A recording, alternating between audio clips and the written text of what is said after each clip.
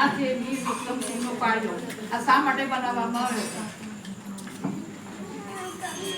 આ છે વીર વિક્રમસિંહનો પાળિયો. પહેલાના કાળમાં કોઈ પણ પરાક્રમી પુરુષ ગામ, રાજ્ય, દેશ કે તીર્થની રક્ષા માટે બલિદાન આપી દે ત્યારે લોકો તેની યાદમાં પાળિયો એટલે કે પથ્થર રથનું સ્થાપન કરે.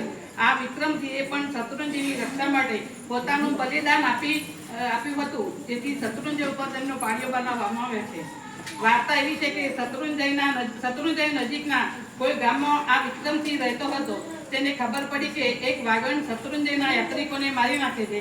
તેથી ડરીને કોઈ પણ હવે શત્રુંજયની યાત્રા કરતું નથી. આ વિક્રમસિંહ ખૂબ જ શૂરવીર હતો. તે મોટી જાડી લાકડી લઈને શત્રુંજય ઉપર ચડ્યો, વાગણ સાથે યુદ્ધ કર્યો. પોતે પણ ખૂબ જ ઘાયલ થયો, પરંતુ છેલ્લે વાગણને મારી નાખી. ખૂબ જ પોતે ઘાયલ થયો તો છેલ્લે વાગણને મારી નાખી, પોતે પણ મરી ગયો. આ રીતે શત્રુંજયની યાત્રા લોકો માટે ખુલ્લી થઈ ગઈ.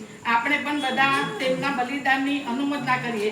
સાથે સાથે સંકલ્પ કરીએ કે ધર્મ, શાસન કે તેજ ઉપર કોઈ પણ જાતનું આક્રમણ આવશે તો અમે અમારા પ્રાણના ભોગે પણ બલિદાન આપીશું.